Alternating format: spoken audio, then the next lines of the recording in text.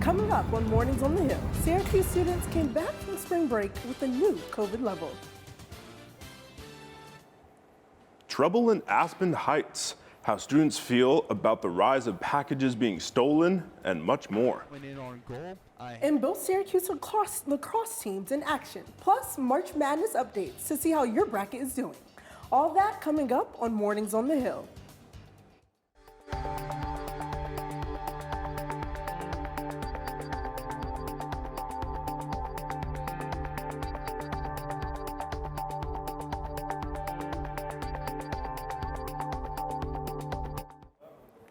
Happy Tuesday and good morning. I'm Nia Lucky. Thank you for joining us on Mornings on the Hill. And I'm Marcus Veal. Here's a look at some of the stories we'll be talking about in our first half hour.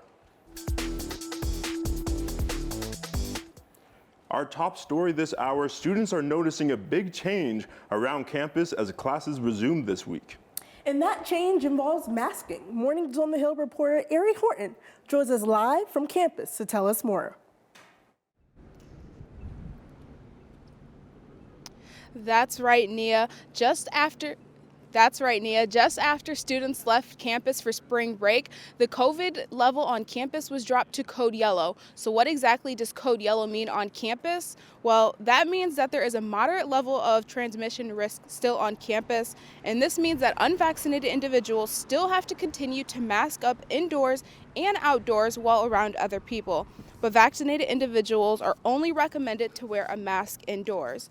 The one rule where that doesn't apply is on public transportation like the shuttles and buses on campus and the testing inside the stadium. Now, some students here on campus do have differing opinions about how long they'll stay masked up or their choice to ditch their mask. I don't have a set amount of time. Honestly, for now, I'm keeping my mask on just because I know that it's so new and recent. So I just want to keep my mask on to be safe. Maybe over the summer since a lot of less people will be on campus, but for now, keeping it on. It's been a while since we've been able to go to classes without a mask and consistently without one. I would say I wore it a good amount, about 50% of the time. Just in general, like most of the time, obviously we're in class a lot, so we're constantly wearing it. But I don't know, I don't personally mind wearing it, but if I don't have to, I probably won't. So the number of cases on campus is just at 17, and that includes students, faculty, and staff. The positivity rate is right around 1%, with only one student currently in quarantine. Now, these are the numbers as of yesterday, and with students coming back from spring break, we could see a rise in the number of cases on campus here in the next couple of days. Live from Mornings on the Hill, I'm Ari Horton. Here at SU and all over the area, COVID restrictions are easing up, with masking being a recommendation and vaccination rates increasing. This all as COVID continues to create newer and newer variants. The latest Omicron variant, BA2, which according to State Health Commissioner Mary Bassett represents almost 50% of all cases in New York, but she doesn't see this new variant causing a surge like others in the past. We averaged 2,100 new cases a day last week, which is an increase of over 30% from last week. Hospitalizations and deaths are decreasing, but the fear isn't over for everyone, as Governor Kathy Hochul forewent enforcing a booster mandate in fear that it would increase the staffing shortages in hospitals. Aspen residents are sharing how management has handled the surge of robberies and package theft. Our Rochelle LeGrand spoke to students living at the apartment complex and is live in the studio with more. Thank you, Marcus. Residents of Aspen Heights complex have complained for weeks about the unsafe living conditions. In addition to the string of car break-ins and stolen packages, most recently an armed gunman robbed a resident of their belongings. At a place where many Syracuse University students call home, several feel like their concerns are not being heard and listened to. I had the opportunity to speak with one resident, Hallie Upshaw, about how she's been feeling living at Aspen Heights. We were all complaining about the same thing. Like, there's been no press release. There's been no, we're all contacting management, and no one's really, either people hadn't gotten a comment back or they hadn't, their problems hadn't been addressed, or they kind of like were vague in saying, oh, this is what we're doing, but it wasn't really like tangible things. So I think everyone at the complex kind of had like this frustration with management, and then you finally get a press release days after an event happened, like literally like a week. So hearing information from them after my dad asked, but like students had asked and they weren't, I don't know if they were receiving those same emails, but it's just frustrating because it's not like what we were saying was taken seriously as students. So it's like, okay, like my parents shouldn't have to get involved for you to be like, this is a problem.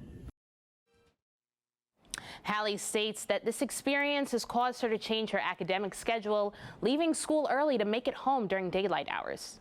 She's not the only student who has echoed similar sentiments. The team on Mornings on the Hill have tried to reach out to the administrative staff at Aspen Heights, but they were unavailable for a statement. We'll be sure to update you if the story develops. For Mornings on the Hill, I'm Rochelle LeGrand. The I-81 project is continuing to take shape. Senate Majority Leader Chuck Schumer was in Syracuse yesterday and says the plan to remove the I-81 viaduct and replace it with city streets has the, quote, imminent green light. Schumer also added the environmental impact statements will be released in the coming weeks. If passed, the proposed $2.25 billion plan could break construction later this year. A plane crash in China has left over 130 passengers and crew members dead. The Boeing 737 was en route to Hong Kong when it crashed in the city of Wuzhou. The area where the plane crashed is mountainous and the only accessible by foot. Upon impact, the plane exploded and caught fire. The explosion was corrupted on NASA's satellite images. No foreigners were on the plane. The war between Ukraine and Russia continues as Ukrainian soldiers work to defend other majority cities against Russia. Our Morgan Scott is live in studio to give us the latest.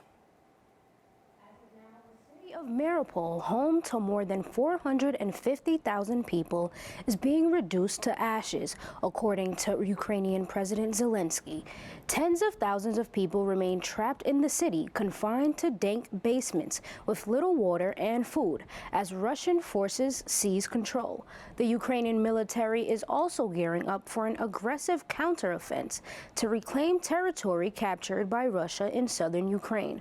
Just yesterday, Russian soldiers opened fire on protesters, as shown in a number of photos and videos surfacing online.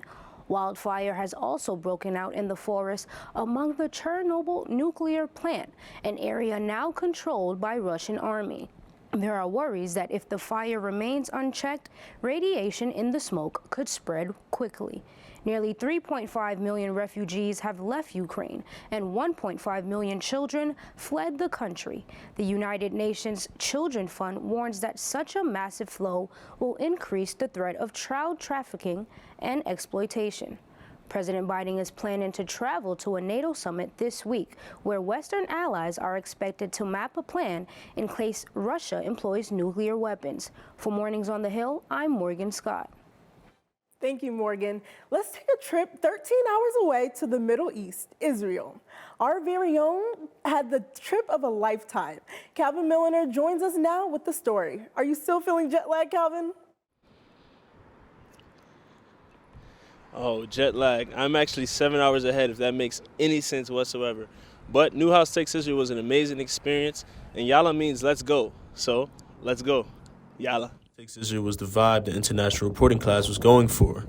The group traveled not only to Israel, but Palestine, Jordan, and the Lebanese border to get a taste of what it's like to be a foreign correspondent. So I think I learned a lot from this trip about what it means to be a foreign correspondent and learning about international issues. I think before this trip I knew about international issues and like affairs happening in different countries, but once you see it and you hear it from people firsthand, it gives you a totally different perspective on who you're reporting on and how much knowledge you have and what you still need to learn. The country was loud and active, as the holiday of Purim allowed the students to experience Israel at its full peak. People dressed in costumes gave students the authenticity that comes with Israel. I think you lose a few pounds if you just... This might be the same as last time. there are so many different people, religions, and cultures just within this small size country. It's as big as New Jersey. We drove from one end from the north to the other in the south in just a couple of days. There is just also too, they said that this country is the smallest but also the loudest, and I feel like that's kind of true in a sense. They make a lot of noise and they're on the map, and there's so much culture here.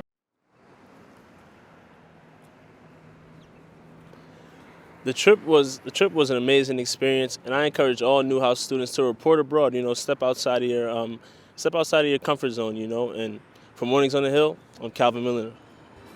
Coming up on Mornings on the Hill, reporter Calvin Cristoforo tells us a problem you may be noticing around the city of Syracuse. Also coming up, it's now officially spring, but when will temperatures start to warm up? Miles Hood has our Tuesday morning weather when Mornings on the Hill come right back. Welcome back to Mornings on the Hill. Spring is officially here, but what does that mean for the temperature outside?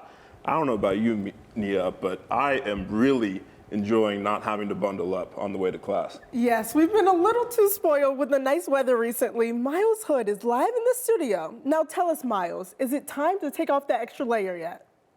Now look, it may be up to you, but today might be the only day you can get away with a little bit less. And we're back like we never left. And the Syracuse weather is doing the same, playing some of its old hits, rain and snow. Now, if you're a shorts in the winter kind of person, this upcoming climate might not bother you. But if you're anything like me, a nice hoodie would definitely be something that you want to have. Now, currently we're sitting at 33 degrees, but when you step outside, it feels a little bit like 29. Now the air isn't as thick with the humidity hanging below 50%, and the wind is calm 6 degrees, and you can see the city for miles on your morning commute. Now looking at the rest of the day, we're climbing up the ladder into the low 40s, but we should be there by noon. Some clouds may be seen, but not a drop of rain is going to be in the sky. Around dinner time, you can expect the temp to come down a bit, and by the time you head off into Dream World, it'll be around 32 degrees. But it seems like the spring showers haven't gotten the memo yet. But don't wait. They're coming here on Wednesday. Heading into hump day, you might want to grab the jacket because just like my eyes during my 1000th rewatch of Encanto, there will be waterworks.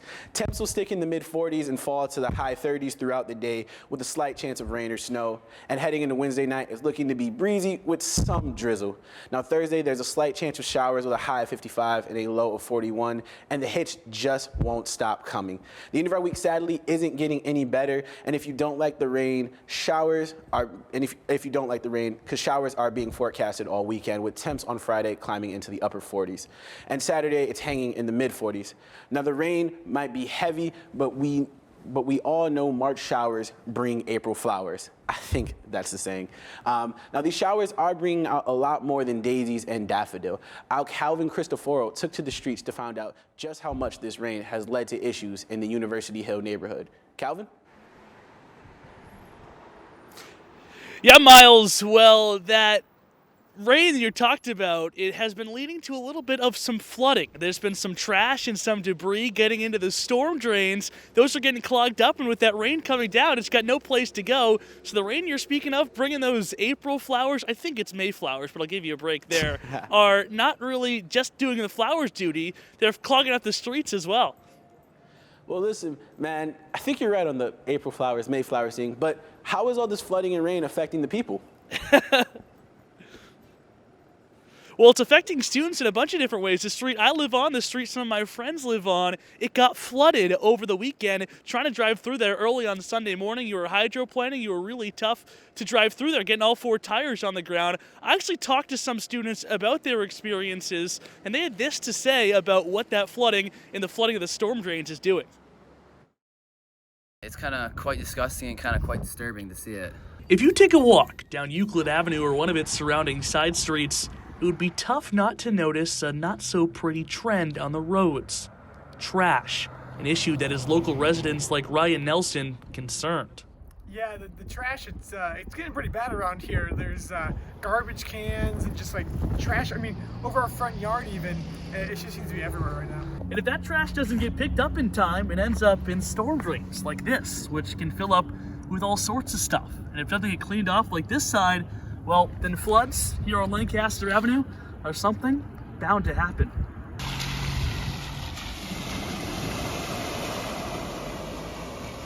And that was exactly the scene Saturday night into Sunday morning on Lancaster, largely because the storm drains tasked with cleaning up that water looked a lot more like this than like this. And even after that water was stowed away, it still left the street looking like this. Powers Lynch, who also lives on Lancaster, has just a simple hope for the future. I hope that they, just clean them more frequently and they're more consistent with it during when it rains a lot.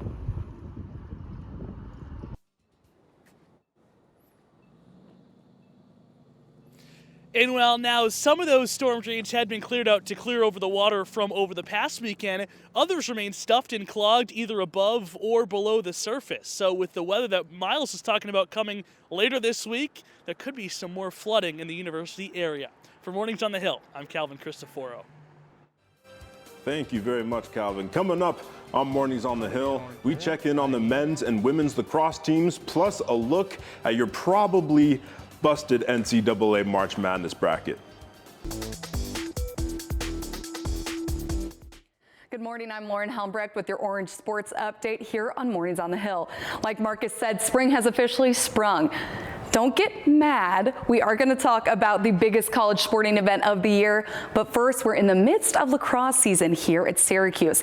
The women's lacrosse team is 7-2 on the season after defeating Virginia Tech 17-5 this weekend. The Orange returned to the Dome this Saturday after a 3-game road trip where they went 2-1. Syracuse is taking on Temple at 4:30 p.m. And Kayla Trainer's squad is celebrating a little more than just those recent victories, as attacker Emily Harris-Chuck moved up on the all-time scorers list at SU. During the top 25 matchup between Orange and the 24th ranked Hokies, Emily Harris-Chuck came into the game just 1 goal behind Katie Rowan for 3rd place on the all-time scorers list. And Harris-Chuck isn't one and done. She scored early and often, notching 5 goals in the game, including back-to-back goals in the 4th. Harris-Chuck now has 236 career goals, just 14 away from tying 2nd place on the list. Head coach Kayla Trainer is first on the all-time scorers list with 260 career goals. Emily Harris-Chuck has a chance to edge closer to that record in her next 8 regular season games, starting on Saturday against Temple. And there's a doubleheader at the Dome this weekend. Before the women's game, the Syracuse men's lacrosse team has an ACC matchup against 10th-ranked Duke. The Orange are 3-4 on the season and look to get their first conference win. This game is the 5th top 25 matchup for Syracuse this season. The Blue Devils come into the game with an 8-3 record, and the game faces off at noon. All right, well, you knew we were going to talk about it. It's officially the craziest time of the year for college basketball fans. March Madness is here, the 68-team tournament for men's and women's college basketball. And although the Syracuse Orange didn't get a spot in the tournament this year, there's still lots of excitement to watch and a couple of familiar faces on the court. On the men's side, 3 of the #1 ranked teams have made it to the Sweet 16. This next round of action takes place starting on Thursday, with #1 overall Gonzaga facing off against 4th ranked Arkansas. The ACC has had a very strong showing so far. 3 of the 5 teams that qualified for the tournament have made it to this Sweet 16 round. And the ACC has the tournament's best record so far with 8-2. For the women, this is a historic year. This is the first time ever that the women's tournament is officially called March Madness. That's because in years past, the NCAA has only used that branding for the men. Also, this is the first time that the women's tournament has had 68 teams qualify. Sweet 16 matchups start this Friday when #1 overall ranked South Carolina has a neighborly battle against North Carolina. And although the Orange aren't playing, a number of former Syracuse players are on the court. Bryson Goodine is a former Syracuse guard and now plays for the Providence College Friars. His team faces off against #1 Kansas on Friday. Camila Cardoso and Emily Angslinger both played for the Orange before transferring last offseason. Cardoso is a sophomore at South Carolina, and Angslinger is an all-ACC first-team forward for the Louisville Cardinals. And a Syracuse native, Danielle Roush, is making a name for herself as well as a member for the Michigan Wolverines. Roush was a star at Bishop Ludden and is the school's all-time leading scorer. Roush and her Michigan squad take on South Dakota on Saturday. Now, I know that, Marcus, you have something to say about March Madness. You're a big fan, aren't you? Yeah, Lauren, one of my favorite parts of March Madness is making a bracket of what teams I think are going to advance and win, including correctly calling Miami to upset USC in the first round, actually. All right, well, I'm not going to comment on that one, but to be fair, there has never, ever been a perfect bracket in the history of March Madness. The odds of picking the right winners is 1 in 9 quintillion. So between Cinderella stories and crazy upsets, it's tough to predict who's going to win. All right, so Marcus, how is your bracket looking at this point? Pretty good, I should say. My bracket, I actually didn't realize this until this morning. 95th percentile in the men's. Not doing so great in the women's tournament, but still watching both and having a great time. I can concur. My women's bracket is doing okay. My men's bracket at one point couldn't drive. I was in the 13th percentile. Now that's all for your sports update today on Mornings on the Hill. Please tweet at us at Morning on the Hill to let us know how your bracket's doing. Still to come here on Mornings on the Hill, former Syracuse basketball player is taking his talents off the court and in the community. And A-listing of more than $1 million for a Marilyn Monroe classic. That story and more just ahead. Calling all ex-athletes. Former SU basketball player Eric Devendorf is asking the community to donate old sneakers and cleats at one of 6 drop-off locations in Syracuse. Devendorf is asking for gently used shoes for boys and girls through grades 7 and 12. From now until May 1st, they can be dropped off at Platform Lacrosse Academy, The Most, VIP Structures, and other locations. Finally this morning, for $200 million, you could be the owner of an original Andy Warhol. The 1960s painting called Shot Sage Blue Marilyn is a silkscreen image of a close-up of Marilyn Monroe. And if sold at the $200 million list price, it would make it the most expensive 20th century artwork auctioned ever. The image will go up for sale in May, and all the proceeds will be going to the Thomas and Doris Amon Zurich Foundation, which aims to help children with health care and educational programs. So South Carolina is your pick for the women's bracket, huh? Yes, I'm a Carolina girl. I know nothing about sports, but I will still root on my team, North and South Carolina. I'm rooting for you guys. Very nice, very nice. That is going to do it for us this Tuesday here on Mornings on the Hill. I'm Nia Lucky. Be sure to follow us on social media. And I'm Marcus Veal. Thanks for watching Orange Nation. Don't forget to tune in Friday to show our Friday show some love. We'll see you next Tuesday live at 10 a.m. right here on OTN.